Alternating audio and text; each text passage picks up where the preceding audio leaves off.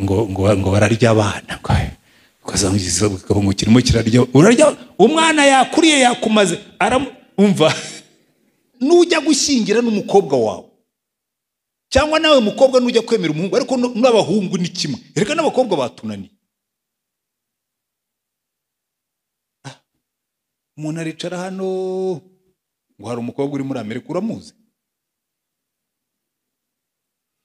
cyangwa ngo hari umuhungu uvuye muri Amerika uza ari bwoko ki wowe iby'ubwoko simvuga ubu ngubu tubamo bw'abanabo uzi ateye ati ababyeyi batari ko se twari tumuzi se wari umuzi rega burya nta muntu wibyara inyamaswa ziribyara ariko ntabwo abantu bibyara iyo urebye nabi umugore aguca imbere Satani akakubwira atari ko ugira amaso cyangwa uri impumyi kurikiza ijisho hanyuma agatangira guhita ariko se buriya urabona kabisa iyo rero warenze iyo nivo yo kurebesha amaso ugatangira gutekereza uko uwo muntu ashobora kuba ameze hirya y'ibyo ubonesha amaso ubwo winjiye mu buhehezi ni kimwe ruriya rubyiruko biriya bintu mwirirwamo mureba porunogarafi uriya mwanda ukujyamo ukazamura ubuhehesi bubyara ubusambanyi ariko urubyiruko muri no minsi ari ibintu by'ibitelefone byaje harimo amadayimoni ujye kureba umva urubyiruko namwe wese uzacana umuriro we gushya mukobwa akaza akabwira ati pastor nabonye umuhungu mwiza rwose muremure ufite n'igituza ese urashaka umubounce wo kukurinda cyangwa urashaka umugabo kuko umugabo ntabwo agirwa n'igituza hari igihe haba harimo ubusa cyangwa hari huzuyemo ubugome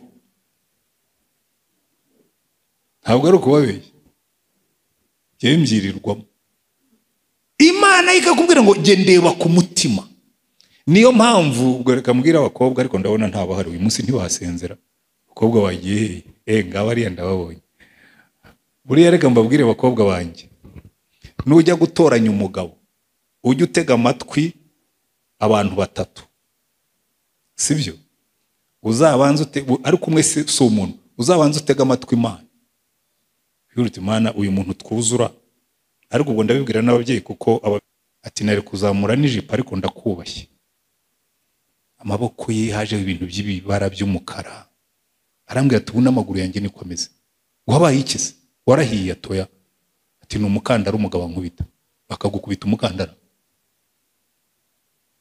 ati wabibwiye so se ati sinabitinyuka wabibwiye so bukwe se mpamagara se ndamubwira ngo ngwino nkwereye ngiye umwana wanjye umugabo amukubise gutya ntabwo yasubirayo ibyo ntakorera umwana wanjye ntawe nakwemera kunda bimukorera umuntu afata umukandara akankubitira umwana ntabwo yasubirayo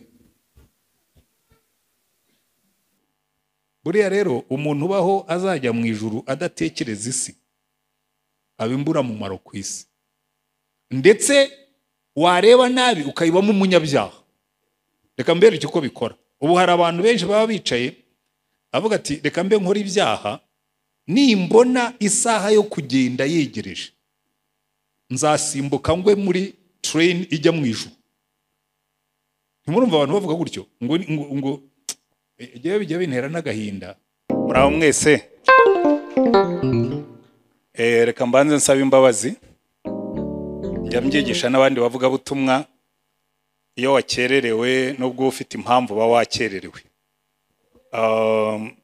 nari navuze ko nzagera hano 10:30 none mpageze 11:30 ndetse irenga ubwo nakerereyeho isaha muyimbabarire ntabwo ari igihe wayipanze ariko buriya ni kuwiteka yabishatse kuko hari abandi bantu bari bakeneye ubufasha bw'umwuka hanyuma turatindana kuva mu gitondo abantu nabifite uyu munsi bose bagiye banjyaho iminota ubwo barya n'iyabandi bariye n'iyanyu ariko ubwo ikosa n'iryanjye nubwo ntabigizemo uruhare runini Imana rero baho umugisha kwihangana ubwo nanjye ndagerageza kwigisha nihuta.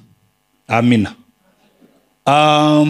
Ngira ngo agaposteri bampaye kari kanditseho ngo ni Kingdom Advancement, n'ubu kari cyamanitse hano, Kingdom Advancement Service, iteraniro ryo guteza imbere ubwami bw'Imana.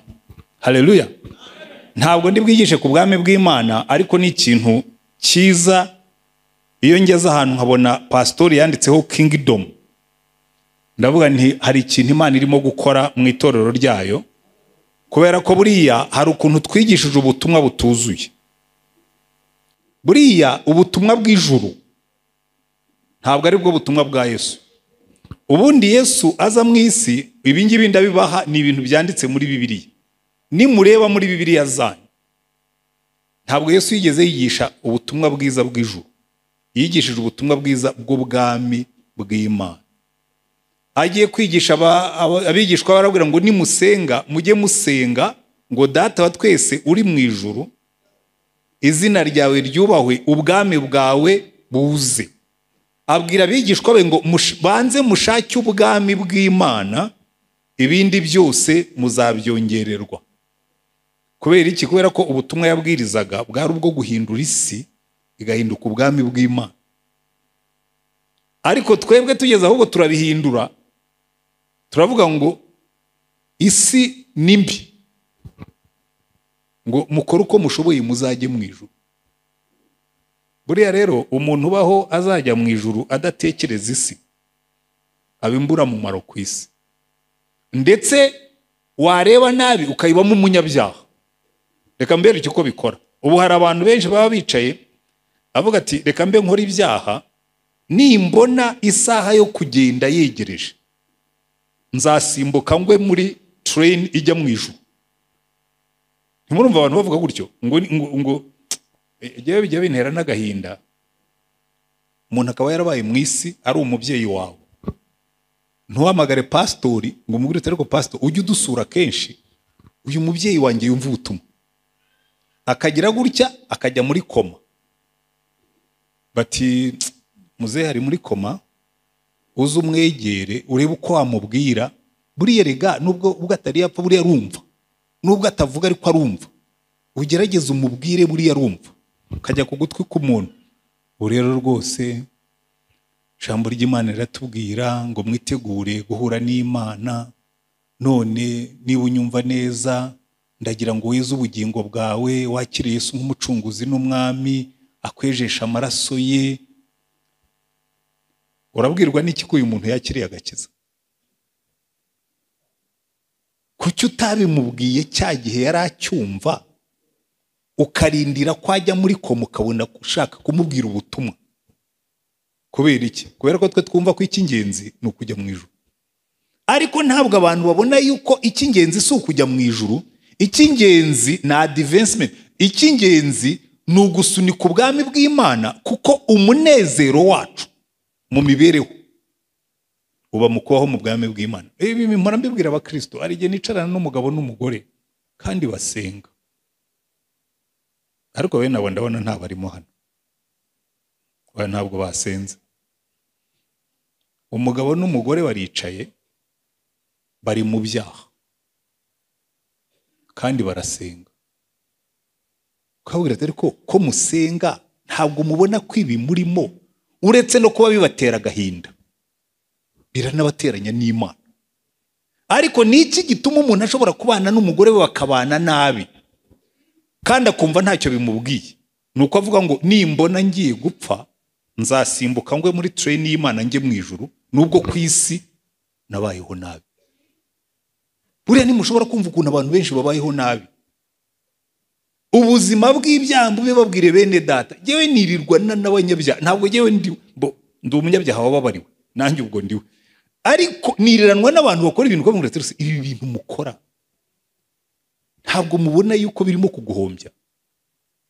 Nawe niba wicayemo hano urimo no kubaho bene ubwo buzima, buriya ikintu gituma umuntu abaho neza ni ukubara ibihombo ubuzima ubamo buguteza. Uragenda wanywa inzoga mu mufuka bakandikamo mwe, siko bigenda se? Ubugewe nshobora kuza mfite amafaranga n'ubu nyafitemo, nkagenda nanyura hariya ku kabari nkakuramo iya 5 nkanywa icupa, undi w'inshuti yanjye akaza akanywa irindi, hanyuma narangiza nkataha. Iyo ni mwe bakuyemo, ntabwo bongeyemo. Ukagenda uri umugabo. Rero abagabo twe twumva dusa naho tubyemerewe. Ukagenda wasize umugore wawe mwiza, kuko uko bigenda kose yewe mfite imyaka 66, n'abagabo bakeya bafite abagore bangana. Siko bimezera. Abicaye kuri no ntebe y'imbere, nimufata imyaka yanyu mugereranye n'iya madamu. Abenshi abagabo turongora abagore tugira dute turuta. Igihe njya kumera imvi wabakiri inkumi, nkasiga umugore mwiza mu nzu nziza ku gitanda cyiza, nkajya kurara ahantu mu nshoreke. Mwe si igihombo se? Amafaranga yari guhahira urugo rwawe agiye kuribwa n'abandi, kandi ubwo ndi wawe wasize hari ibibazo urimo urandika mwe igihombo. Buriya rero icyo Yesu yaje gukora, yaje kutwereka ko kuba mu bwami bw'Imana ni inyungu. Na mbere yuko umuntu umwe yigeze kumbwira ngo atari ko pastor, ati buriya ukuntu wemeye ukareka ibintu byiza, ati ari ibintu wibujije. Kandi koko hari ibintu nibujije. Ngo nkurikire Yesu. Buriya nugenda ugasanga biriya bintu wibujije. Abandi baragenda bakanywa inzoga ureba ntujye mu bandi bagabo ngo. Abantu bakagenda bakiryohera mu bindi by'amaraha ukabyibuza. Ubu nugenda ugasanga mu ijuru nta juru rihari. Ndamubwira nurabizi se? N'Imana yiyiziye ubwayo. Haleluya. Ikazi kambwira ngo twanereka nkwibira ibanga. Biriya bintu narababeshye ni ikiryabarezi nta juru ririho. Nige ubikwibwiriye ndi Imana yakuremye. Nayikora mu ntoki nkayibwira nti felicitation. Warakoze kurema ikiryabarezi cyitwa ijuru. Kuko cyatumye mva mu bihombo nahoragamo hano ku isi. Ariko icyo tuzi ni kimwe, birahari. Ariko Paulo arandika aravuga ngo aka gakiza tubabwiriza, haleluya, kagira umumaro muri ubu buzima n'ubuzaza nabwo. Haleluya. Ariko igihe ubuzaza tutarabugeramo, reka tube turyoherwa inyungu z'agakiza ka hano. Icyo rero nicyo bita inyungu z'ubwami bw'Imana. Haleluya. Inyungu z'ubwami bw'Imana. Ariko topic icyo bari bampaye cyari kinanditse no kuri kaka postiri, karavugaga ngo guard your heart. Byanditse mu Cyongereza. Guard your heart by all means if you expect a prosperous destiny. Nagerageje kubishyira mu Kinyarwanda ndavuga ngo rinda umutima wawe kuruta ibindi byose birindwa, niba wizera ejo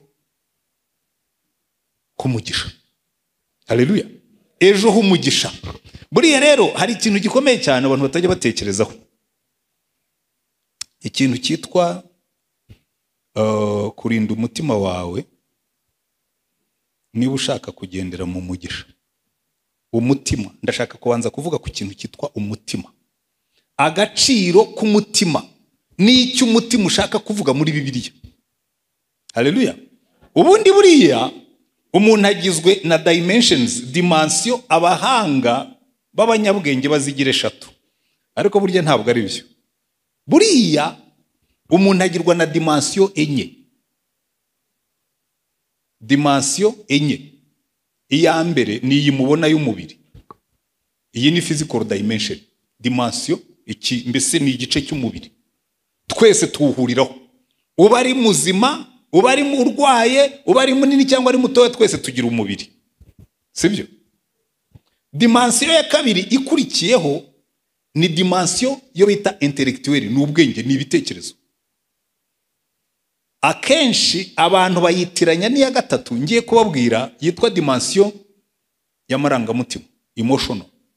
Buriya emotion na pensée ni ibintu bibiri bitandukanye. Emotion, amarangamutima atandukanye n'ibitekerezo. Nimutekereza cyane muranabyumva. Ntabwo amarangamutima n'ibitekerezo ari kimwe. Niyo mpamvu Umufaransa umwe yaranabyitegereje aravuga ngo le cœur a des raisons que la raison ne connaît pas. Ngo umutima ugira ibyiyumviro ubwenge budasingira. Muribo murankurikira? Reka mbereke amarangamutima kugira ngo muze kumva aho bitandukanira. Ubu nshaka gusenyura urusengero ntabwo nazana ibitekerezo. Nazana amarangamutima. Nkaza nkabatera umujinya. Aho rero mwicara hano mukaza mugatonda umurongo mukinjira hano umugabo akicara hariya yabagize umushinga mukaza mugatura amatura akayarya mukazana yandi akongera akayarya mukazana ibyacuma kabiri. Uzi ko nshobora kuza nkabatera umujinya nyuma y'igihe gitoya ukabona urusengero rwacitsemo kabiri. Ntabwo nakoresheje ibitekerezo, sindi bubumvisha inyungu mufitemo yo kuza hano, sindi bunabumvishe n'inyungu kuko ibyo byo ni ibitekerezo. Ibitekerezo inyungu mufite mu bumwe bwanyu, inyungu mufite mu kumvira, inyungu mufite mu kugenda namwe. Amarangamutima iteka ryose atandukana n'ibitekerezo. Kuko ibitekerezo ubibiba mu bantu bikazabyara amarangamutima yubaka cyangwa agasenya. Iyo ni emotional dimension. Reka wenda mbaho urugero kuko turi mu minsi yo kwibuka. Buriya abantu bashenye u Rwanda ntabwo bakoreshaga ibitekerezo.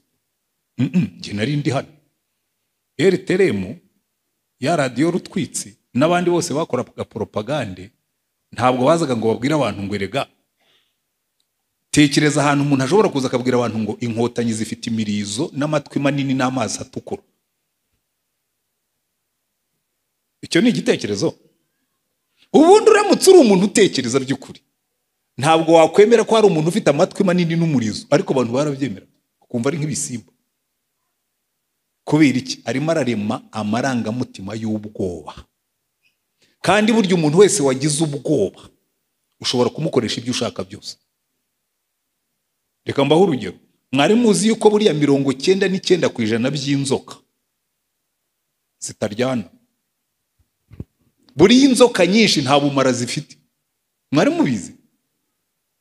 Ariko kubera ko mu mutwe wacu twishyizemo ko inzoka ziryana, inzoka nyinshi burya ntiziryana. Ariko iyo ubonye inzoka icyambere uyikorera n'icyo urayica. Nyamara inzoka isa n'umuserebanya. Ntibisase? Umutwe w'umuserebanya ubonye ntusa n'uw'inzoka. Kuki tutajya twica imiserebanya? Kubera ko mu mutwe wacu twishyizemo ko imiserebanya itaryana. Siko bimeze? Rero umuntu ashobora kuza akakubibamo umwuka w'ubwo. By the way, buriya ni nacyo kintu abantu benshi barimo kurisha abakristo. Dimension y'amarangamutima. Akaza ati hari ibintu Imana inyeretse, iwawe hari ibintu bahumanije. Ati hari umuntu washyize ibintu by'ibirozi munsi y'amatora. Munsi y'amatora urufunguzo rw'icyumba cyanjye ndufite hano mu mufuka. Urundi madamu ararugenda. Ushobora gushyira ibyo bintu munsi y'amatora wenda ni umukozi wacu. Ariko ni uteka mu gikoni n'umuntu ashatse kukuroga yakwica. Nibyo cyangwa se? Ariko ayo marangamutima naguteyemo nzakurya amafaranga nyakumareho wemera ko hari umuntu washyize uburozi muri plafond nawe utajya ugeramo. Umuntu akaza akinjira muri plafond akagenda agakuraho inyoni ipfuye akakwereka ati iyi nyoni bari barayishyizeho bayiziritseho n'ibi bintu barimo kukuroga ukabyemera. Iyo ntabwo ari ibitekerezo, ni amarangamutima y'ubwoba. Kandi iyo umuntu yamaze kuyabiba mu rugo ararurya pe. Umuhanuzi yigeze kuza iwanjye kera arambwira ati Imana yakuntumyeho nikagira inkuru ryewe sinjya ntinya ubutumwa bw'Imana ko ndi umukozi w'Imana. Ati Imana yambwiye ngo nze hano dufate amasengesho kuko hari ibintu bikomeye Imana yanyeretse. Ntibimeze bite? Ati hano mu rugo rwawe rero ati hari umugeni. Umugeni? Yewe mfite abakobwa n'abana b'abakobwa. Ntabageni bo barahari pe. Atoya. Ati ntabwo ari ibyo ngibyo. Ati hari umuntu nyine w'umugeni ugiye gutaha. Nato nibyo wambwiraga. Umugeni ugiye gutaha ngo dufate amasengesho. Numva reka nkubwire. Reka nkusengere utahe. Atoya ati Imana yambwiye ngo ndamubwira nta nubwo urara hano. Reka nkusengere ndaguha tike utahe. ati tudasenganye nimvuye mu masengesho sinsubire mu yandi mfite akazi. Haguruka utahe, musabire umugisha utahe. Ubutumwa wabumpaye nawe usingira ibyo kumara ibyumweru mu masengesho nawe ntibirimo. Haguruka utahe. Muha amafaranga, ndamuherekeza mugeza ku muhanda, maze ugenda amahoro. Nategereje umugeni n'uno munsi nta muntu urapfa. Ni uwo mugeni yari ahari, ubwo azaza nyine ku twese azara utazapfa. Mu bintu bidashobora kuntera ubwo umbwiye ngo wanjye hari umuntu ugiye gupfa, nakubwira nti ibyo nta nubwo biri buntera ubwoba, kuko urupfu rwo ndaruzi ashobora kuba ari nanjye.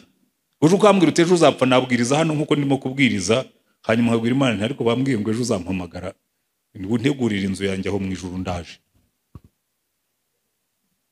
Ubwoba, abantu b'Imana benshi bakorera muri emotional level, emotional dimension niyo yamaze abantu.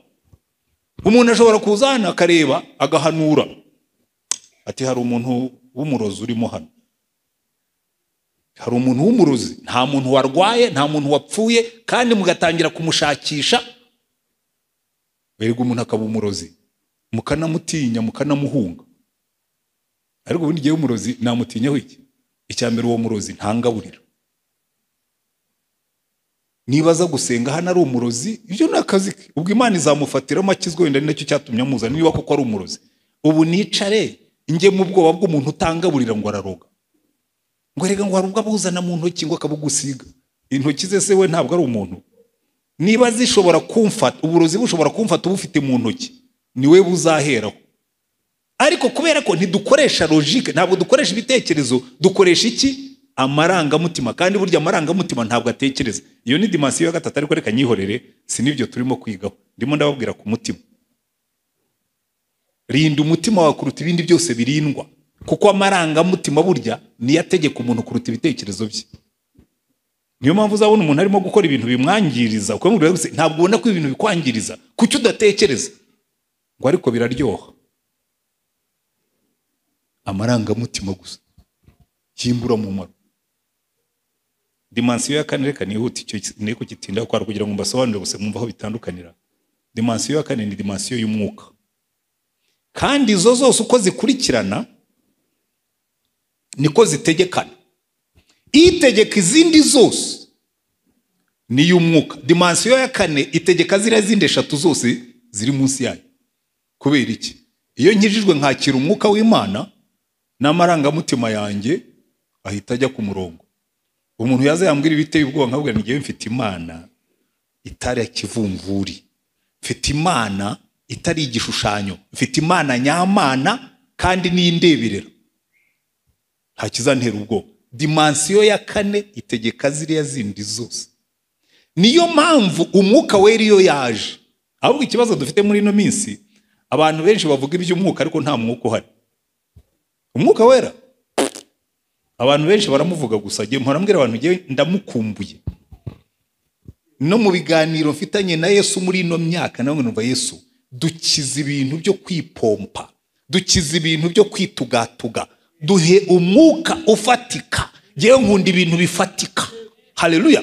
Ba Paulo bagiye muri Efeso, umwuka aramanuka, bakajya bazana mushwari, bakaza bazikoza kuri Paulo, bakazimukozaho mushwari bakayitahana gusa kuyimukozaho, nta nubwo yifasha ngo ayisengere, bakayitahana, bayikoza ku murwayi agahaguruka.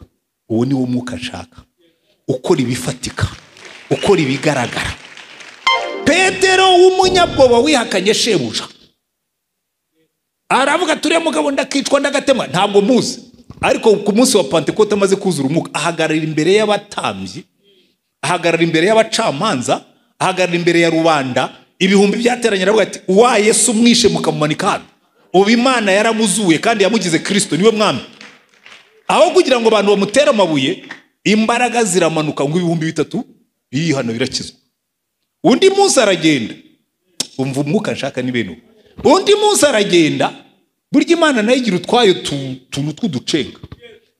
Yibagirwe kofi akoze mu mufuka ngo aho umuntu w'umukene wari uteze ikiganza yumva ikofi yayisize mu rugo. Ariko umwuka aramubwira ati ariko kuki muhora mugendera ku bintu ibi byo muri dimensiyo ya mbere.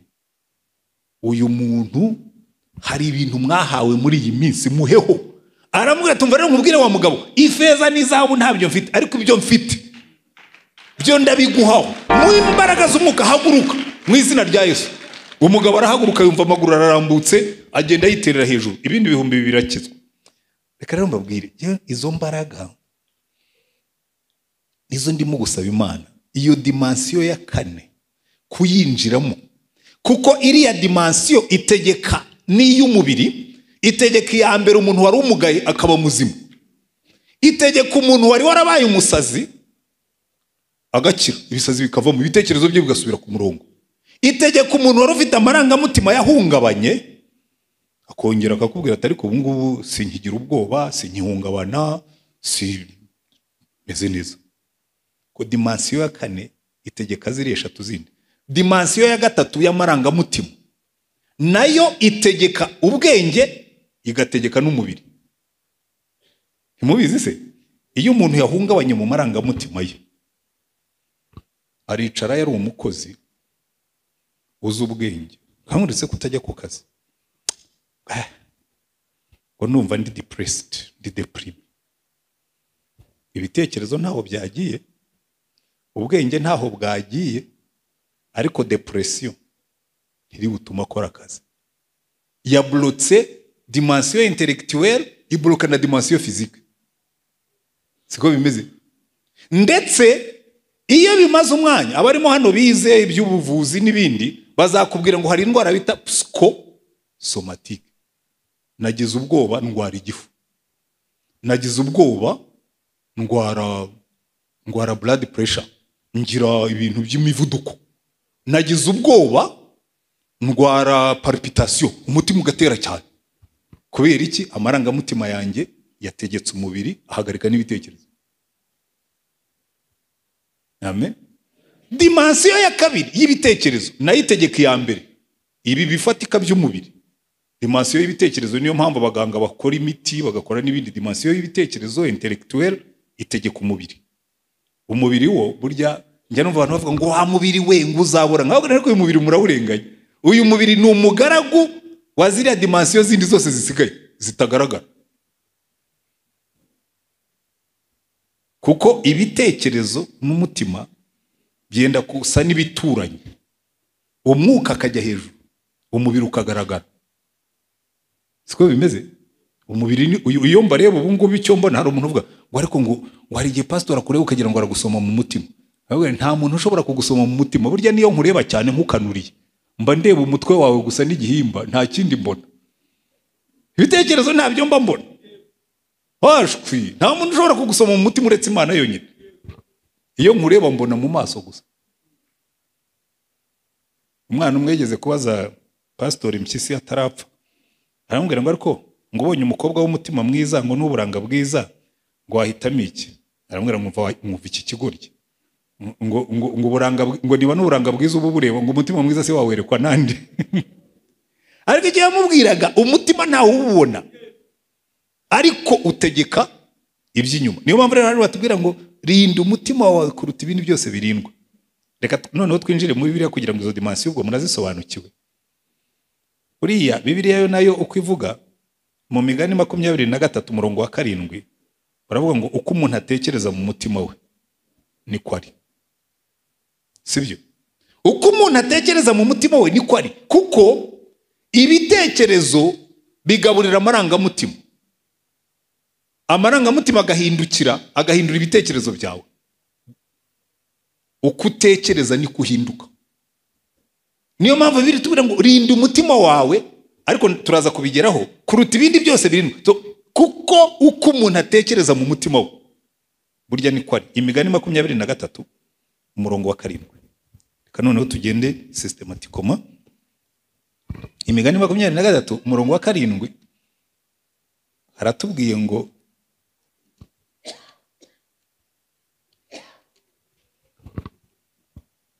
kuko uko atekereza ku mutima we ariko ari. Wenda arakubwira ati ngwino ngufungurire, ariko umutima we ntabwo uba uhuje nawe. So hari igihe umuntu akubwira ibintu ku munwa, ariko uko atekereza mu mutima gutandukanye n'amagambo ye. Ariko Bibiliya yatubwiye ngo uko umuntu atekereza mu mutima ngo wowe niwe nyakuri. Rero abanyarwanda tukaba kaga.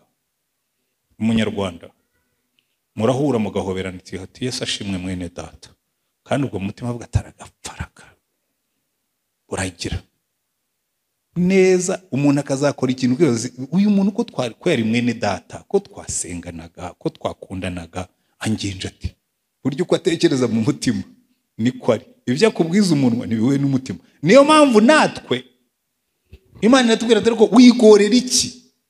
wigorera iki uhishe mu mutima, maze Imana yajya kudukosora.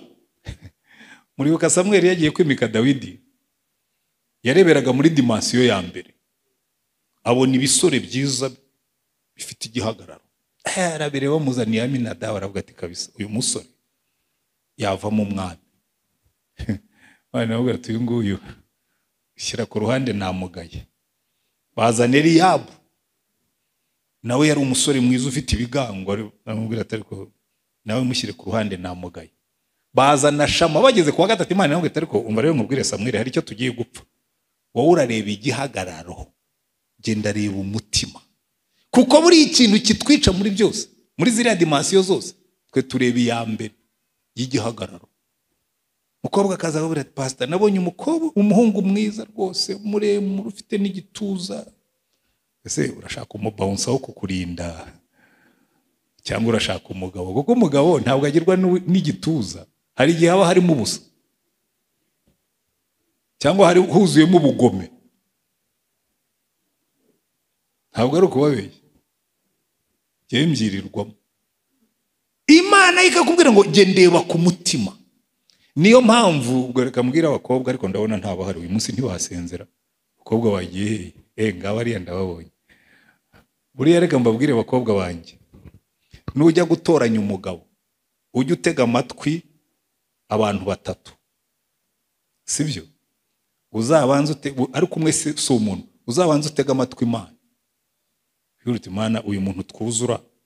Ariko ubwo ndabibwira n'ababyeyi, kuko ababyeyi bamwe banatoraniriza abakobwa, noneho bisigaye biba bibi ngo ababyeyi baramuntoranirije. Muri ino si yacu tugezemo ukamara kumumutoraniriza, ariko n'ababyeyi nabo hari igihe batoranya ntibabanze ngo banareberere umwana, bamenye ngo uru rugo agiye kubaka uzaba kaga.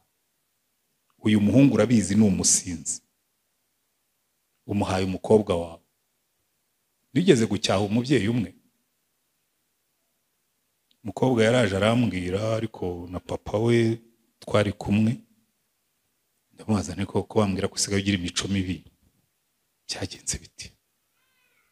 Arambwira ati pastor, ati wowe uri umukozi w'Imana, ati reka nkubwize ukuri. Akuramo umupira, umukobwa mwiza w'inzobe, baye umupira ukuramo. Ati nari kuzamura n'ijipo ariko ndakubashye. Amaboko ye haje ibintu by'ibibara by'umukara. Arambwira ati ubu n'amaguru yanjye niko ameze. Wabaye ikize? Warahiye? Atoya. Ati ni umukandara umugabo nkubita. Akagukubita umukandara. Ati wabibwiye so se? Ati sinabitinyuka. Wabibwiye so bukwe se? Mpamagara se. Ndamubwira ngo ngwino nkwereye. Ngiye umwana wanjye umugabo amukubise gutya, ntabwo yasubirayo. Ibyo ntakorera umwana wanjye ntawe nakwemera kunda bimukorera. Umuntu afata umukandara akankubitira umwana, ntabwo yasubirayo. Icyo rero ndimo kubabwira, nujya gushyingira n'umukobwa wawe, cyangwa nawe mukobwa nujya kwemera umuhungu, ariko n'abahungu ni kimwe. Reka n'abakobwa batunaniye. Umuntu aricara hano ngo hari umukobwa uri muri Amerika, uramuzi? Cyangwa ngo hari umuhungu uvuye muri Amerika, uza ari bwoko ki? Wowe iby'ubwoko simvuga ubu ngubu tubamo bw'abanabo. Uza ateye ati. Ababyeyi batari ko se twari tumuzi. Se wari umuzi? Rega burya nta muntu wibyara. Inyamaswa ziribyara ariko ntabwo abantu bibyara. Muzasome muri Bibiliya muzabona abami bari beza bakiranuka babyaye abana bibigurye. kandi natwe bibaho. Ariko hari utazakubeshya, banza ubishyire mu biganza by'Imana, ubwire ngo Mana, uyu muntu ni wowe wamutoranije, kuko Imana yaduhaye n'isezerano, kuko nari mvuze ibyo gushaka ngo imigabane n'iminani muzabihabwa n'ababyeyi, ariko umufasha mwiza uzamuhabwa n'Uwiteka, nota ababyeyi bawe. Kuko Imana ireba ku mutima ikavuga ngo uyu muhungu ntashobora kubana n'uyu mukobwa ngo bazubake urugo ruzima pe. Ariko twe turagenda, erega muzi impamvu nimba kubabwira ibi ngibi, bariya bamama rero bangana natwe, igihe cyacu cyararangiye. Abakobwa buno munsi n'abahungu buno munsi ntabwo ari babandi, dore n'icyankerereje ni bene ibyo, nibyo nsigaye niberamo. Kubera iki? Hariya ku mutima, iyo bavuga ngo rinda umutima wawe kuruta ibindi byose birindwa, nuko niho byose biva. Kandi ntidushobora kurebayo, ariko Imana yirebayo ikakubwira ngo uyu nguyu nzamukwereka. Iyo wizeye Imana ukayibwira ngo Mana, uyu muhungu niba atari we, umunshyirira ahagaragara. Yeze kubibwira umukobwa umwe, akamubwira ati ariko numva hari ikintu kitagenda. Ubwo wa kabiri ugomba gutega amatwi nyuma y'Imana ni wowe ubwawe. Uzi ko abantu benshi buriya bashaka nabi bitabatungura. Aba yaragiye abona utugeso akumva tuzakira ngo bageze mu rugo. Noneho umukobwa umwana amubwira ati ariko numva uriya muhungu simwizera neza, simushira amakenga. Ndamubwira ndishyira ikiganza hano nkusengere. Mana, uyu mwana umufata ibiganza nk'uko umufashe ibiganza, uyobora intambwe ze, niba ari uriya rugo atariho umushaka, umuhumura amaso, umwereke ukuri kwako. Amen. Haragiye.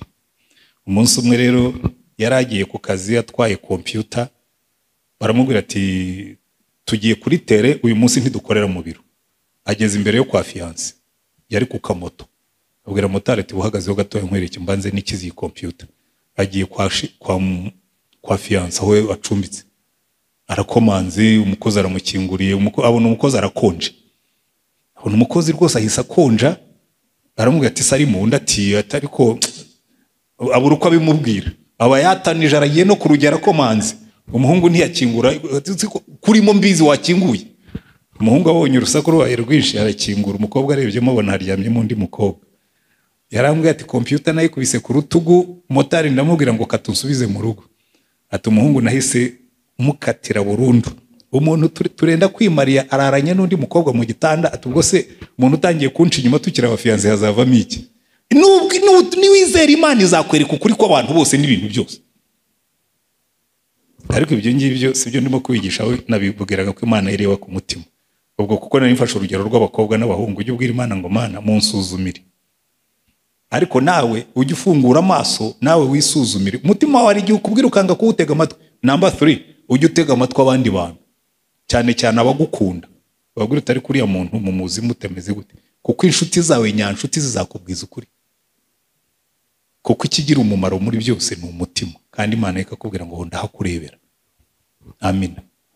Ariko twebwe ku ruhande rwacu Imana ikavuga ngo noneho rinda umutima wawe, turaje tuhagere. Rinda umutima wawe kuruta ibindi byose birindwa, kuko iby'ubugingo byose ariho biva. Ndaza kubihuza n'agace ka kabiri k'inyigisho mu muri sinibakerereza. Ariko n'umwami Yesu yagarutse kuri iki kintu cy'agaciro k'umutima muri Mariko ibice 7 yari arimo kwigisha. Wenda duhere ku murongo wa 14. Aravuga ati buriya rero mujye ibisohoka mu kanwa k'umuntu sibyo bimwanduza. Mariko ibice 7 umurongo wa 14 haravuga ngo, arongera hamagara abantu arababwira ati mutege amatwi mwese mu nyumve, nta kinjira mu muntu kivuye inyuma ngo kimuhumanye, ahubwo ibiva mu muntu nibyo bimuhumanya.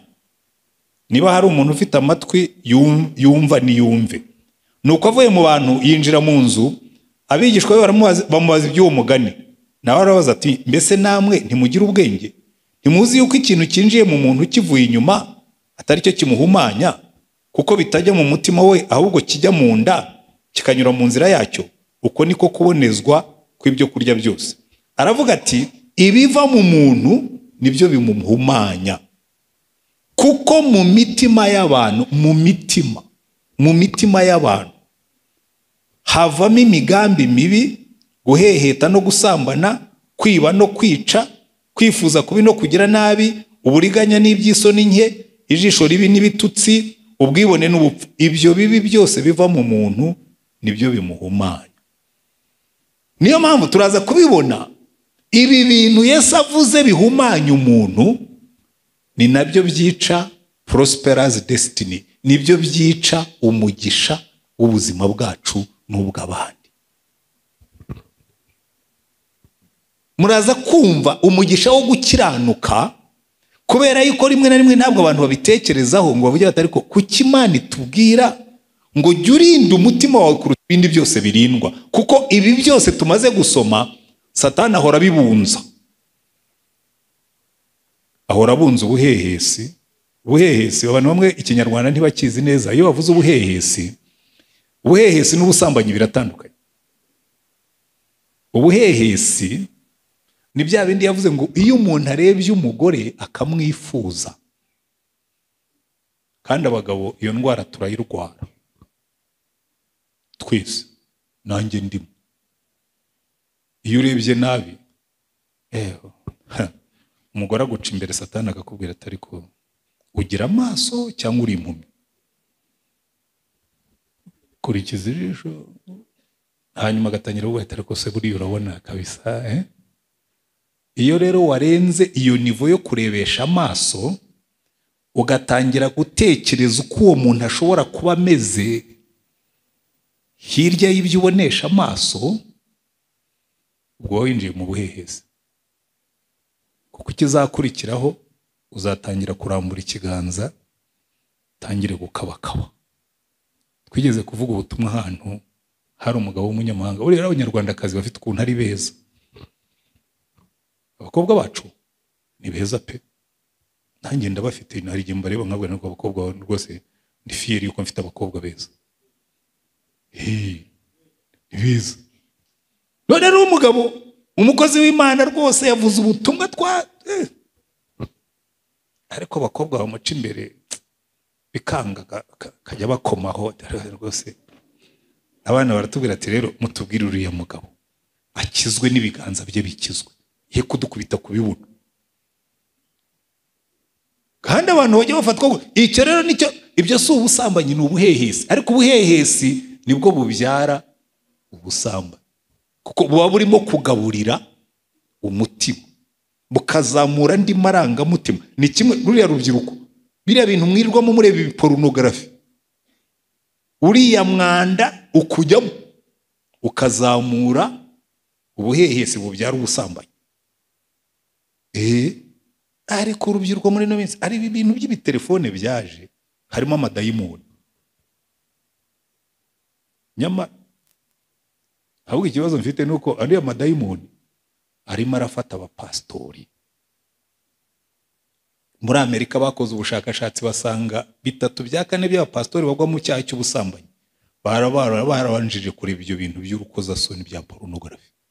Pastori kugira ngo gusa ibyo bintu bireba, niba ushaka kureba abagore bambaye ubusa genda ubwira uwawe, ujye kureba. Umva, urubyiruko namwe wese uzacana umuriro we gushya, ko ariko Bibiliya ivuga. Uzashyira umuriro mu mutima wawe we gushya. Niyo mpamvu Bibiliya tubwira ngo rinda umutima wawe kuruta ibindi byose birindwa, kuko iby'ubugingo byose niho biva. Urinde ibyo ureba, urinde ibyo wumva, kuko nibyo bigaburira umutima. Umubiri ugaburira umutima, bikabanza bigaca mu bitekerezo. Reka mbaho urugero rushingiye kuri Bibiliya. Muribuka Adamu na Eva bajya kugwa, burya Satani ikintu yakoze, yaraje ababibamo igitekerezo. Arazabwira Eva ati koko Imana yaravuze ngo ntimuzarye ibi biti byose. Eva atoya, atavuga yaravuze ngo tujye tubirya byose uretse kimwe gusa. Iriya Mana rega si yo kwizerwa. Narimbizi nta kuntu yari kubura akantu ibima. Kiriya giti mukiriye mwamera nkayo. Ntumva ko ari igitekerezo, inzoka irigendera. Biza kugenda bite? Umugore atangira kugaburira cya gitekerezo, akajya anyura imbere ya cya giti akakireba, akabona ari cyiza. Ntiwumva? Ibyo ngibyo nibyo atekereje. Undi munsi nimusoma neza ngo akakinyura imbere ngo akabona ari iki gikundiro. Urumva noneho byatangiye kwinjira mu marangamutima. Byavuye muri niveau 1 yakibonye bijya muri niveau 2 agitekerezaho, niveau 2 ibyara niveau 3. Amarangamutima atangira kujya yumva agikunda, kumva agikumbuye, kumva yajya no gusoroma akiyaranja agaca imbere yacyo, akongera agakiriho, ariko kino giti we, agakomeza. Arimo aragaburira umutima. Burya natwereka niko tugwa. Ikintu kizakugusha utangira ugaburira umutima wawe iby'Imana yabujije. Hello.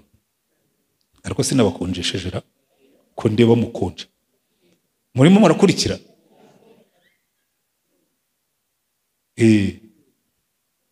Kuko ni ikintu tugomba kwiga. Buriya umuntu uzakiranuka bikamuhira ni umuntu uziga kurinda umutima we kuruta ibindi byose birindwa. Kuko Satani ahora aririmba, Satani ahora acuranga, Satani ahora atwereka, Satani ahora atwongorera, Satani ahora atugira inama kandi zitandukanye n'ibizatugirira umumaro. Ariko kubera ko iyo byamaze kurenga ibitekerezo bikinjira mu marangamutima, tubishyira mu bikorwa. Nganira n'abagabo benshi, kuko abagabo nitwe dukunze gufatwa vuba, ariko n'abagore ndabagarukaho. Nganira n'abagabo benshi muri no minsi, ngira ngo muzanyumva mvuga cyane kuko kamwe mu kaga gakomeye dufite ni ingo zigenda nabi. Nganira n'abagabo benshi kamubwira ko ubwo byakugendekeye bite ngo ufatwe muri uyu mutego w'inshoreke. Ati rero urumva, ati twajyaga kunywera ahantu, ati kiriya gikobwa kikanca imbere, ati nkumva, ati bukeye nisanga narafashwe. Urumva yarabanje aramubona, arangije yaza kunywa akanywera hahandi, akanashaka ko ari we umuseriva. Batangira kumenyana, batangira kuvugana, birangira. Maze rero abagabo bakibeshya ngo barimo bararya abana. Abana b'uno munsi bameze amenyo barayatyaza nk'ay'ingona. Jewe ndatangara cyane. Mu gitondo njya gukora siporo, nkunda kugenda, siniruka kuko abasaza ntabwo twemerewe kwiruka cyane, ariko ndagenda. Buriya rero iyo ugenda uri umuvugabutumwa, ugenda nk'Imana. Imana niyo ngo yabonye Abayisiraheli yumva bataka, ugenda ufite ibintu bibiri bibikora. Ngo hanyuma imenya, urumva, ukabona, ukanatekereza. Hari igihe rero ngenda nk'inyuma y'abakobwa, akavuga ati shakira ya kigabo, ati ndakirya, ati nzagitsotsoba, nzagishishura, haraho mperutse kugenda inyuma rwose, ntibamenye yuko babonaga ndi muri siporo nyine, babona ari umusaza urimo kwigendera bikomereza ibiganiro. Ndavuga ni kabisa uyu mujyi urafite. Kandi ubwo wenda uwo mugabo azi yuko yabonye ari imvugo mbi tanakuye no kugaragara mu gatuti ngo nukurya abana. Ese umuntu arya unde muri iki? Ngo bararya abana. Ukazangiza ngo kirimo kirarya. Urarya umwana yakuriye yakumaze umva.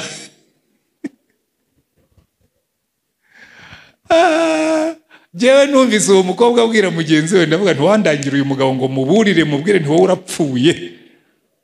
Hani ingoni irasiga amagufwa gusa kuko numvaga imigambi yamukoreye.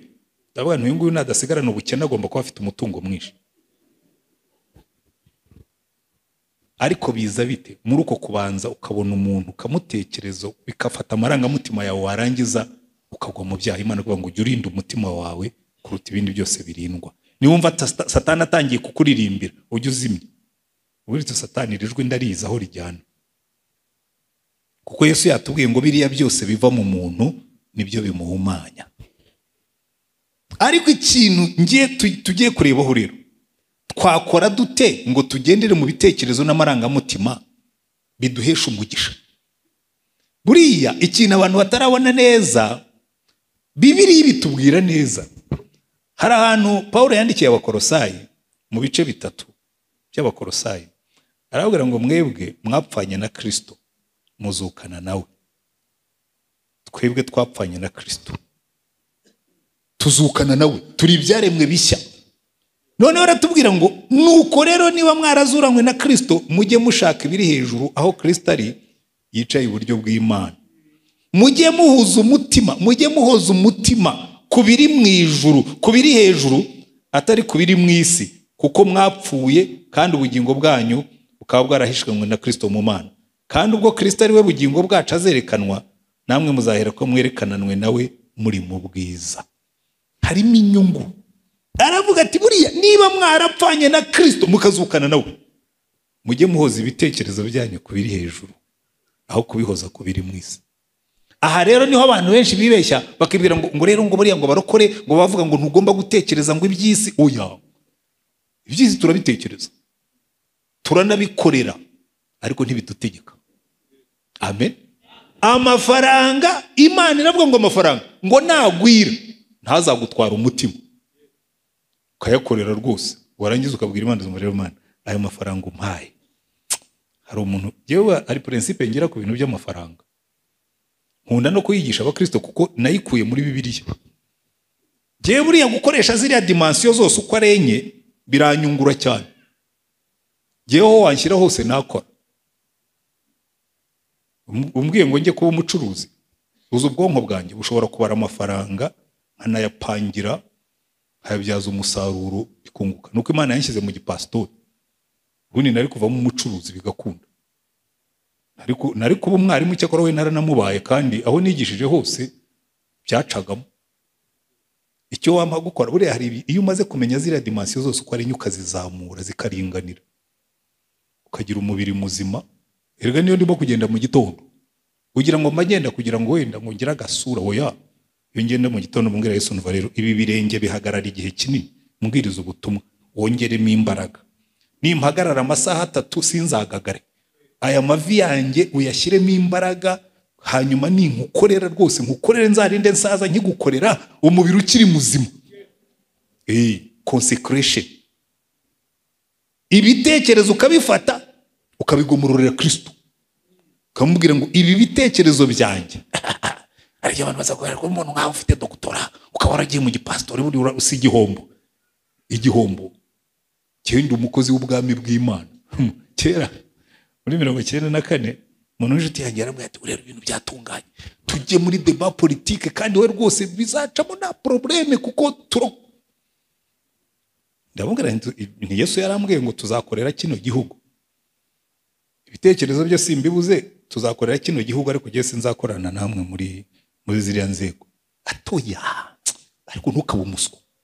Iki nicyo gihe cyiza, kandi koko cyari gihe cyiza, kuko muri 1994 umuntu wari ufite masters yo mu Bwongereza, mvuga igifaransa n'icyongereza, rwose muri iki gihugu ntacyo nari kukibura, cyari kirese, ari gukama gusa, gutega icyanzu ugakama. Ariko Yesu arambwira ngo si ibyo naguhamagariye, hari undi murimo mufitiye, uzakorera kino gihugu unkorera mu bindi.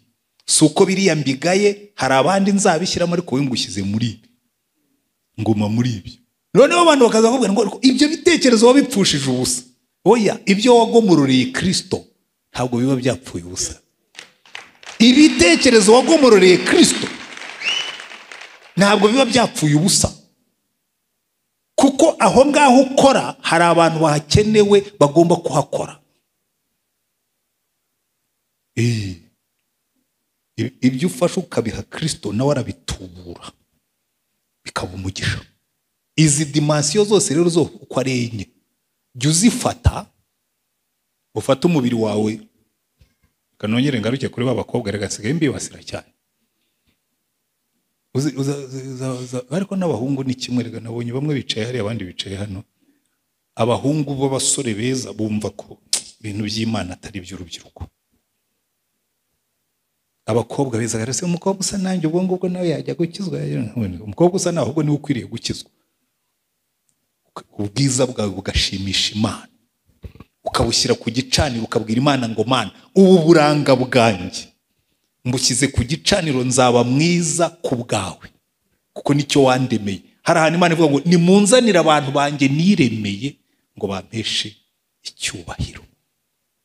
Ukajya ubwira Imana ngo Mana, warakoze kunde mukundi, abantu barankunda ariko ntibazandya nka shikarete kuko ndi uwa Yesu.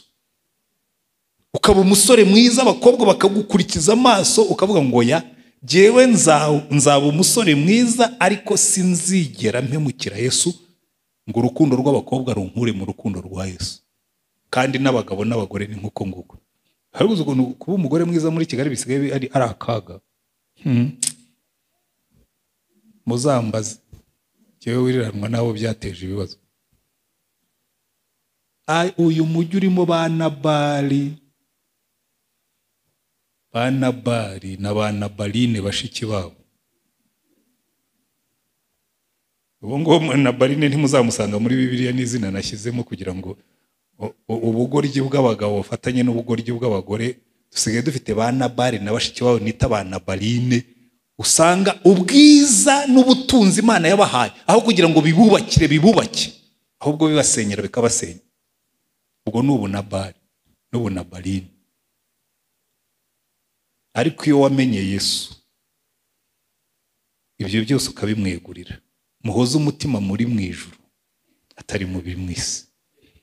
Icyo Imana yaguhaye cyose urakizamura, kikaba igitambo cy'umubabwa uhumura neza imbere y'Imana yacu. Amen. Kandi ibyo kugira ngo ubigereho neza, ukeza umutima wawe, ukarinda umutima wawe, ukavuga ngo umva, uyu mutima Mana ndawuguhaye, ubanze uweze, numara kuweza uwurinde. Haleluya. Kuko uzi impamvu mbona abakristo benshi bagira ibibazo, kuko hari abagerageza kurinda umutima batabanje gukuramo abajura. Reka mbabwire impamvu nkoresha icyo kigereranyo. Hari igihe yigeze gutera kura y'abajura bakaza kare, igihe inzu zigikinguye, mwakwibeshya gatoya akinaga mu nzu akihisha nko muri magaza, mugakinga areba akabonaho imfunguzo muzirambika, kuko burya abantu buri rugo rugira ahantu ruhisha imfunguzo iyo rumaze gukinga. Ariko murimo murazihisha areba, yigunitse ahantu, mwamara gusinzira agakingura inzu bakabiba, nta nuteye urusaku. Mu gitondo bakamati uninde wakinguye uru rugi ngo bajura batwibe. Ubwo umukozi yaba arara mu nzu akaba ari ubonye akaga, bati ni umukozi wakinguye, kandi umujura yari yinjiyemo kare, mwakinze arimo. Abamenye yuko ababibye bari mu nzu, n'abari bafite abakozi barara hanze, bagasanga inzu bayikinguye kandi urufunguzo rurimo, kuko iyo urufunguzo rurimo uturutse hanze ntashobora gukingura. Katoya nta kuntu tware umukozi yari gukingura aturutse hanze, cyangwa wacurishije urufunguzo, kuko urufunguzo rurimo. Bamenye ngo abajura baje mbere bagumamo, wakinze barimo. Natwe hari igihe urinda umutima wawe ariko abajura barimo. Kubera iki? Warihannye, ntiwabanza gutunganya umutima wawe ngo wirukane abajura barimo. Harimo ubuhehesi, harimo ubugome, harimo umujinya, harimo inzangano, ntiwabanje kubikuramo. Ahubwo warinze umutima wawe, abajura barimo imbere. Noneho wamara kugera mu bantu b'Imana, abajura bagakingura, bakajya bavuga uyu muntu uko yakijijwe, aba bajura bamugarutsemo ryari? Yarakijijwe. Burya hari n'abavuga ngo yango ntiyigeze akizwa. Yarakijijwe ariko ntiyasohoye abajura. Ntabwo yigeze yeza umutima we, awurinda abajura barimo. Reka mbereke uko bikora. Nkunda gutanga ubwo buhamya kuko ni n'igihe cyabwo muri kino gihe. Kera yewe maze gukizwa, nakijijwe ndakaye. Nigishaga muri universite, bankurayo barandinganiza banyohereza kwigisha muri tronco. Ngenda ndakaye, umujinya ufite imizi miremire. Imizi ya 73 batwirukana mu ishuri, imizi ya 63 bica data. imizi myinshi yari ishoreye muri jyewe, hanyuma ndakizwa ngo muvuga butumwa wuzuye umujinya n'urwango, nkajya mbwiriza ariko umujinya urimo. Ariko umunsi umwe Yesu aranyihererana arambwira ngo ariko watunganije ahantu ariko akantu ndeba wasize hariya mu nguni, kandi kariya kajya gasohokamo kakanukira, nako kagomba kuvamo. Ko byatwaye igihe kirekire gusa turakambaga kozamo akavanamo urwango nangaga abaturanyi bacu b'abahutu, tukambivugira mu izina. Ariko muri ino minsi basigaye barampagurukiye ngo amagabo ni umunyamoko, nyamara agiye narayakize. Numva umuntu akwitaga iyo zino ujye umenye ko bwo byamunaniye kurikira. Njyewe mbabwira ibyo nakize, ntabwo mbabwira ibyo mfite. Ndababwira abajura nirukanye kujyayo nabanye nabo.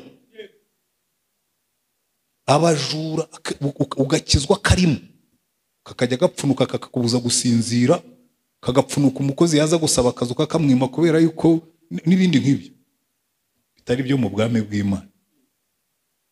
Ariko Yesu arambwira ngo yambona kariya ntabwo kajyanye n'amahame y'ubwami bw'Imana, kuko ugomba gukunda ugakunda n'abanzi bawe ukabasabira umugisha.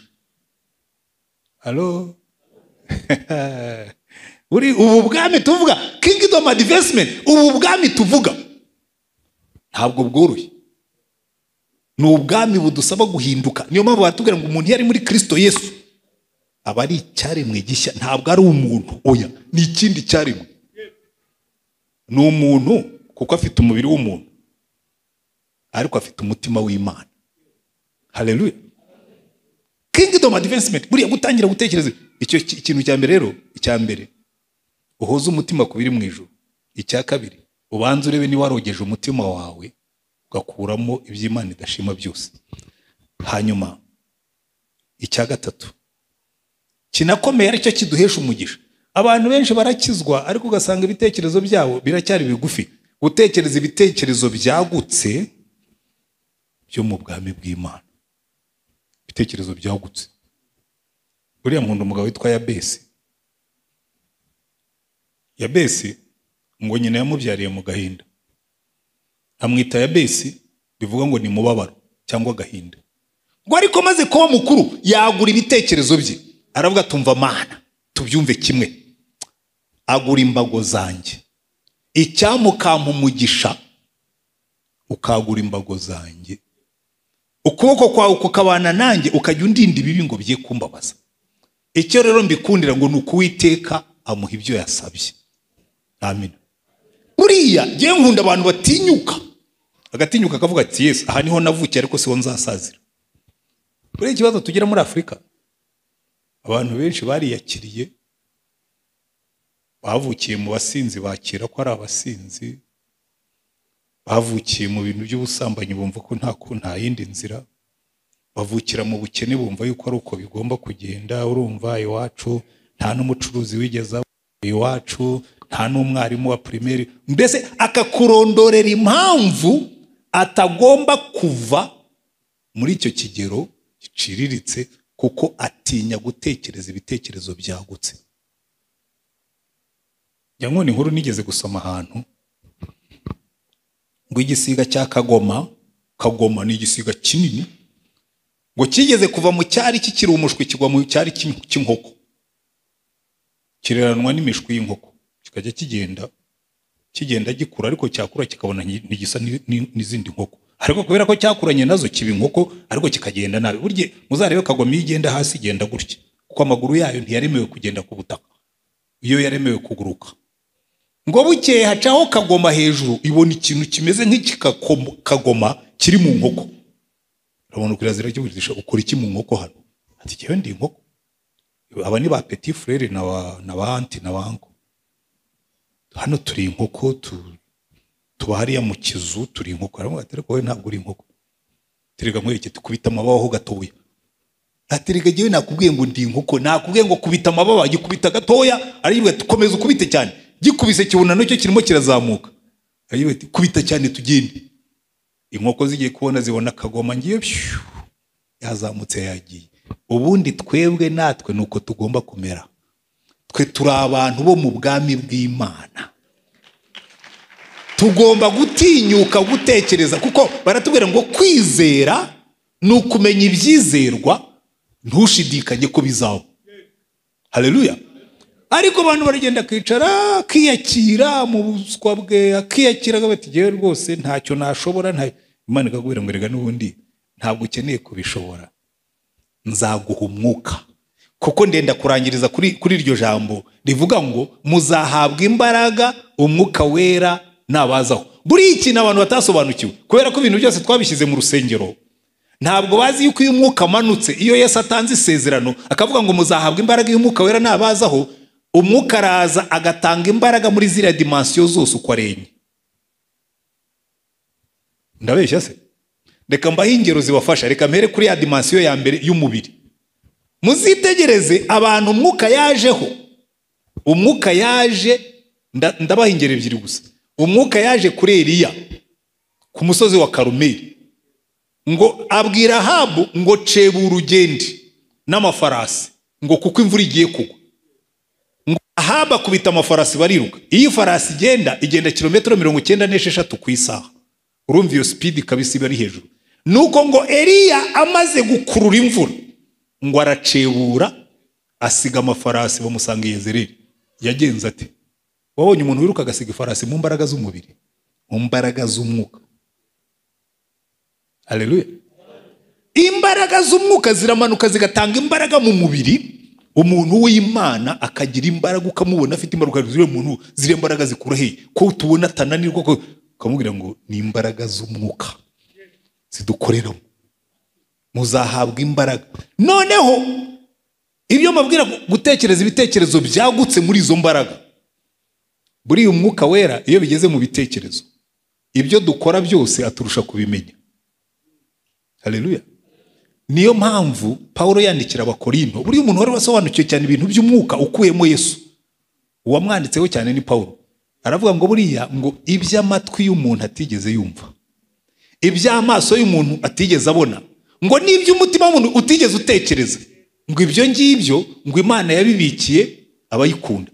Twe dushobora gutekereza, ndetse yapfa akavuga ngo ariko ninde wigeze atekereza ngo akamenya ibyo undi muntu atekereza? Ngo ariko twebwe dufite gutekereza kwa Kristo kubw'umwuka we uba muri twebwe. Haleluya. Bivuga ngo iyo umwuka ari muri wowe, ubundi Abakristo bagombye kuba abantu bahanga ibishya kuruta abandi bose. Kwicara imbere y'ikibazo akavuga ati ariko Mana, iki kibazo cyananiranye, igisubizo cyawe ni ikihe? Kiduhe tugitange, hanyuma abantu bamenye ko dufite Imana. Ariko turaza tukicarana n'abandi tukifata kwitama, bakumirwa natwe tukumirwa. Reka mbahe ingero ebyiri z'ibyo.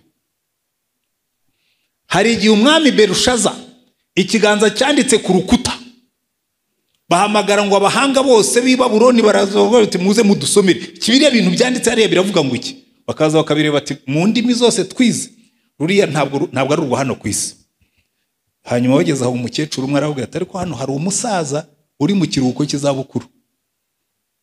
Iyo so byamunaniraga bikamushobera, niwe yahamagaraga, ni mu muhamagare. Daniel araza Berushaza aravuga ngo numvise bakuvuga. Haleluya. Ngo yuko umwuka w'umwami Imana, uko umwuka w'Imana aba muri wowe, ngo kandi ugira ubwenge bwo guhangamura n'ibyananiranye. Ngo nusomera biriya bintu. Daniel arabanza aramucyaha, arangira ngo atereka nkusomera ibyanditse hari yanditse ngo ni mene tekere ufarisini, wagezwe washyizwe ku munzani urapimwa basanga udashyitse, none ubwami wabwambuwe babuhaye Abamedi n'Abaperesi. Nicyo iriya nyandiko ivuga, inyandiko yo kugucyaha. Ati baguho umukufa, ati wihorere.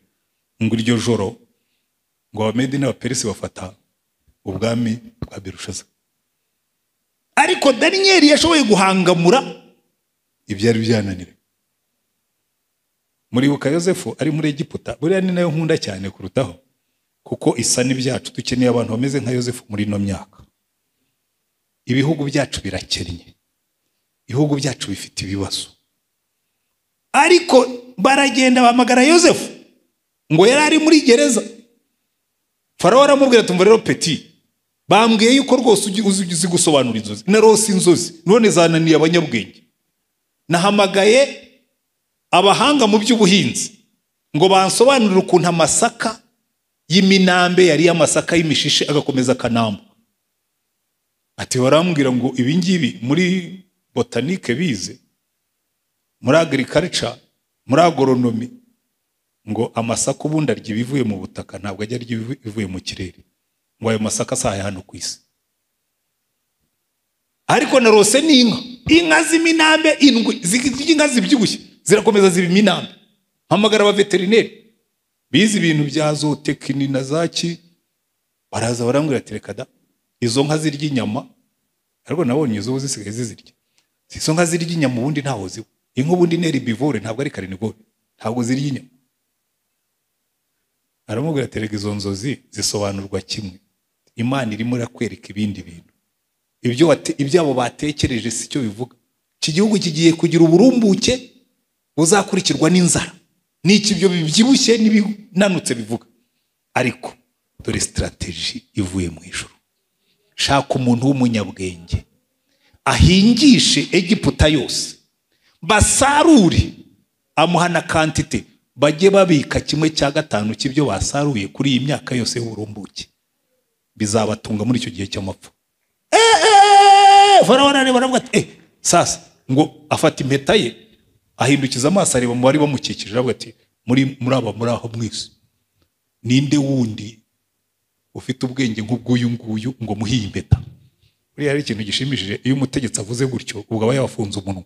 N'uwari ufite ubushake bwo kubishaka yaravuze ati reka da, umwami yavuze ko nta wundi uri muri twebwe, ninde wundi mwambonera? Baravuga ati ntawe, uwo ngo ni mumuhiye impeta. Ati mva rero niba gutembereza umurwa wambariye impeta urawo wa kabiri kuri jewe, ibyo umbwiye ubikore turebe ko bizakora, kandi byarakoze. Haleluya.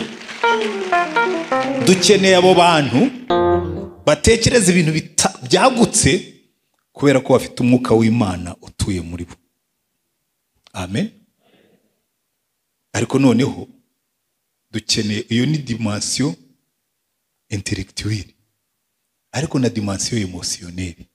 Dukeneye abantu rwose batagira depression. Nabonye muri kino gihe baranditse ngo todo depression, ngo agahinda gasaze, ubwihebe busaze, ngo bwazamutseho 30% ku isi yose, no muri Amerika hose.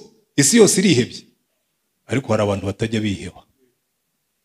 Hari abantu bahorana humeur égale, abyuka mu gitondo agasenga Imana ngo Mana rero amarangamutima yanjye araba imbuto z'umwuka, ujye umpa kugenda afite urukundo, umpe gukunda abo ndi buhure nabo bose, umpe gukunda aho ndi, umpe gukunda ibyo nkora, umpe gukunda ngende rwose nuzuye urukundo.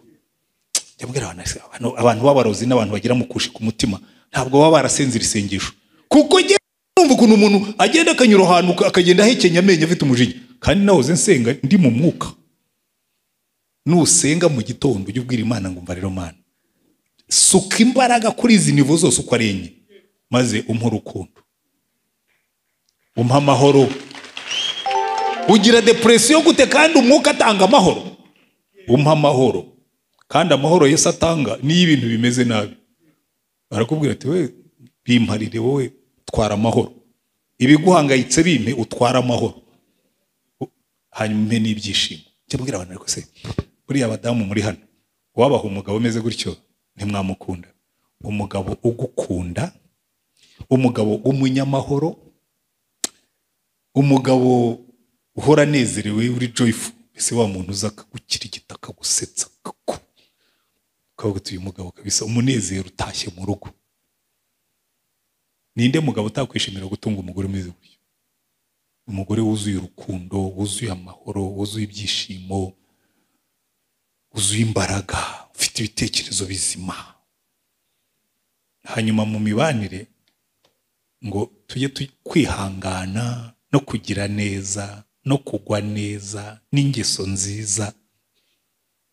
Ibyo nibyo biranga uburyo tubana n'abandi. Abantu bakavuga ati uriye muyobozi wacu agira kwihangana ntituzaho kwavuye, agira n'ingeso nziza kandi agwa neza. Ninde utakwishimira gukora hano aho ngaho? ninde utakwishimira kubana n'umuntu wihangana akagira ingeso nziza akagwa neza? Ariko barangiza kubwira ngo no mu mikorere y'akazi kandi imbuto z'umwuka no gukiranuka no kwirinda. Ninde mukoresha utakwishimira kugira umukozi asigira ibintu biba batuye ndamwizera? Hari umuntu twaganiraga ejo bundi w'umunyamahanga arambwira tumva mu Rwanda mufite system nziza ariko abanyarwanda muri ingegera. Umuntu aragusigira business ukamuhombya kubera iki? Ntibakiranuka, ntibirinda. Erega na leta burya nicyo kibazo ifite. Niyo dusenga n'abasenga ni nk'abandi, baramushinga umushinga akawurya kuko ntakiranuka, ntiyirinda. Buriya rero ibi turimo kwiga kingdom advancement nibyo bitanga promotion zigumaho, kubera ko ba Daniel babonye promotion ku ngoma z'abami bane. Yosefu yabonye promotion ntabwo yayihawe nuko hari uwamuvugiye, if anything bari bamuvugiye nabi, ariko umwami aravuga ngo uyu muntu ushoboye gukemura ibibazo byananiranye turamuha promotion igumaho. Haleluya. Rero niba twigishaga abakristo bagatangira kuvamo abantu babiringirwa, kandi kugira ngo umwiringirwa nuko ufite amarangamutima mazima, ufite n'ibitekerezo byagutse, ufite n'imbaraga zikora. Haleluya. Kandi byose bikava muri ya dimension y'akanariho ndangirije y'umwuka wera. Abantu bafite Yesu, abantu buzuye umwuka, abo nibo bazahindura amateka, abo nibo bazahindura imiryango, abo nibo bazahindura ibihugu, abo nibo bazigisha za university bagatanga impression nziza, abo nibo bazakora ibintu byose. Ubundi abakristo ngiye mbabwira iki kibazo mfite gikomeye nusoza. Abakristo twahemukiye Imana kuko ntabwo twayihesheje icyubahiro, kandi Imana ivuga ngo nimunzanira abantu banjye niremeye ngo bampeshe icyubahiro. Baraduha akazi tukarangiriza amageragere nk'abandi bose, baraduha akazi natwe tukajya mu manyanga nk'abandi bose, turubaka imiryango ugasanga ntawe utureberaho. Ariko Imana ikavuga ngo ariko ubundi ko nabashyize mu isi ngo mumpeshe icyubahiro, icyubahiro cyanjye kirihe. Buriya rero bavuze ngo kingdom advancement ni ibyo ngibyo, ni ukubaka abantu, ukagira urubyiruko rugenda. Imana ikavuga ngo iyo mbonye abari abahungu basengera hariya, nkabona bari abakobwa bampimbaza. Guhimbaza Imana si ukuza tukabyina tugasirimba, no, ni ugusohoka n'utubonye wese akavuga ngo bari abantu bafite Imana, bari abantu bagenda nk'abantu b'Imana, bari abantu bavuga nk'abantu b'Imana, bari abantu iyo bahaye akazi bakora nk'abantu b'Imana. Ni intangarugero. Hari igihe abantu ngo ntabwo wazakira, niba uzakizwa no kwiba no kubeshya ntabwo wasomye Bibiliya neza, kuko Bibiliya iratubwira ngo hari umugisha, hari umugisha. Imana iravuga ngo kubaha Uwiteka bizana ubukire n'icyubahiro. Imana izaduha umugisha wayo atari uwo twavanye mu manyanga, ikaguha umugisha ikavuga ngo ubwo wanyubashye ukanyubahisha nanjye nzaguha umugisha. Kandi reka mbere cy'umugisha usumba iyindi niwo ndangirijeho. Yesu yigeze kubwira abigishwa be, arababwira ngo umuntu nankunda ngo azitondera amategeko yanjye, ngo kandi umuntu nitondera amategeko yanjye. Yohana 14:20 kugeza kuri 23, ngo umuntu nitondera amategeko yanjye ngo data azamukunda, ngo nanjye nzamukunda, ngo tuzaza aho ari tugumane nawe. Haleluya. Icyo nkundira Imana rero iyije izana n'ibyayo byose, iraza ikaguha presence yayo ikabaho ngaho, ikaguha protection, kuko iyi Imana ihari uburinzi buba buhari. Njyambwira abantu ni buriya uturanye na president ushatse ntiwazashyiraho umuzamu, kuko iyo quartier yose ibiri secured. Ndabeshya?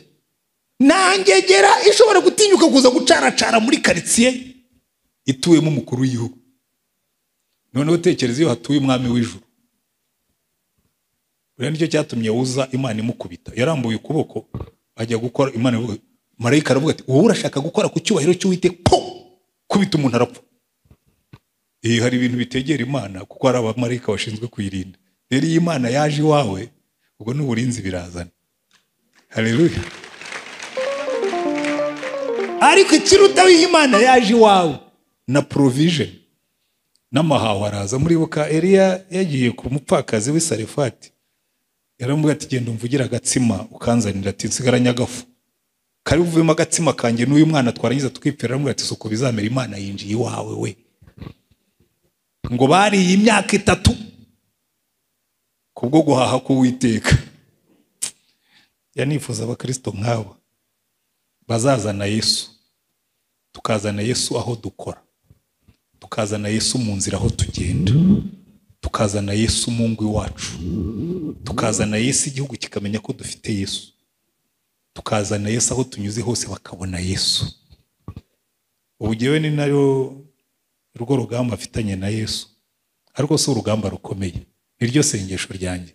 Twemubwira ngo rero Yesu ndashaje, none reka nkwisabira ikintu kimwe, reka mbe Jesus possessed, umfate untware unyuzure udeborude urenge.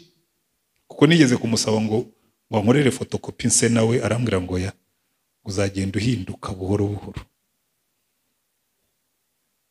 nawe wabigizemo uruhare. Ariko ko ngenda nsaza, ndashaka kugenda nsaza ndushaho gusa na Yesu. Kuko abantu benshi basaza basharira, wagenda ashaka gusaza ndushaho gusa na Yesu, ukagenda urushaho gusa na Yesu, abakubonye bakabona Yesu, aho wavuga ukavuga Yesu, kuko ngo ibyuzuye umutima nibyo bisohoka mu kanwa. Umunsi tuzagira Yesu twuzuye mu mutima, ngo ibyuzuye mu mutima nibyo bisohoka. Iyo ukunze Yesu, Paulo yavugaga Yesu kumva. Uzarebe Bibiliya yawe nusoma ahantu Paulo yanditse avuga Yesu kumva, ariko naje kumenya ibanga yariko yaravuze ngumva kubwanjye kubaho ni Kristo, no gupfa byambera inyungu. Aravuga ngo ubu narapfuye ariko ndiho, ngo ariko sijye uriho, ngo ni Kristo uriho muri jewe, ngo none ibyo nkora byose nkiri muri uyu mubiri mbikoreshwa no gukunda umwana w'Imana wankunze akanyitangira. Reka tumere dutyo. Imana ibahe umugisha. Ariko uyu mugoroba mubari imigisha iva kugendana n'Imana witwaye mu mutima, kuko nibyo twigagaho. Imigisha iva mu kubaha Imana no kugendana nayo. Hanyuma tubigira intego y'ubuzima bwacu, dusenge. Ariko niba wicayemo hano uyu munsi kawumvise umwuka hari icyo akubwira, akabwira ati ariko mu byo bigishaga buriya jewe wowe icyo nashakaga kukubwira ni iki. Hari ibyo ukwiriye kureka, hari ibyo ukwiriye gukura mu mutima wawe ntibizongere no kugaragaramo, ukabyica bigapfa bikavamo. Hari n'ibyo ukwiriye guteramo bikamera. Niba wumvise uri mu uyu munsi, uyu ni wo mwanya ubwira Imana ngo Mana, uyu mugoroba wicize ingeso muri jewe, unguranire. Sindi bukubwire ngo hagurukize hano tugusengere. Jewe rero mbabwire nabaye mwivuga butumwa ku mastade n'ahandi. Iyo njyambwira abantu ngabwira ushatse wabwira abantu bagahaguruka cyangwa bakabyihorera. Icyemezo umuntu afata muri we nicyo gihindura ubuzima bwe, si uko agaragara imbere yawe. Ariko no guhagurutsa abantu njye mbikora, ariko ntabwo mbiha agaciro kanini. Ariko icya kabiri, natwe twese turimo n'abamaze kwakira Yesu. Uyu mugoroba uvuge ngo mva Mwami Yesu, take me, umfate untware, ungire uwawe, unkoreshe, unkoreremo, ukorane nanjye, ubwami bwawe buze, abantu bahabwa umugisha. Dusenge Imana. Turagushimye Mwami wacu Yesu Kristo. Iri teraniro baryise Kingdom Advancement Service. Ndasengera aba bantu bose nanjye ntikuyemo, uturebe, uturondore. Mwuka wera niwe twahawe ngo uzajye ukora umurimo, kuko Umwami wacu yaratubwiye ngo nuza, ngo ni wowe uzemeza abantu iby'ibyaha n'iby'urubanza n'ibyo gukiranuka. Genda muri iri teraniro, uhumura amaso ya buri muntu wese yibona uko ijuru rimubona, uhumura amaso ya buri muntu wese yibona uko umwami Yesu amubona. Nurangiza utwambike imbaraga, utuguranire aho tudatunganye, udukosore aho dutunganye, uhongera imbaraga. Ariko kuruta ibindi byose ndasengerera iteraniro, ndasengera abari hano n'abatari hano, ndasengera n'abandi baza mu yindi minsi, ngo reka tubone Yesu, reka dutumbe Yesu, reka tugendane na Yesu, reka twuzure Yesu. Kandi umwami wacu yaratubwiye ngo Mwuka Wera nuza, ngo ibyo ni wowe uzabikorera muri twebwe, ngo kuko uzenda ibye ubitubwire, ngo kuko uzenda ibye ubiduhishurire. Turasenze ngo uyu mugoroba usohoze uwo mugambi. Mwami Yesu, ureke izina ryawe ryubahwe, ubwoko bwawe buhabwe umugisha. Ni mu izina ryawe tubisabye, Mwami wacu Yesu Kristo, amen.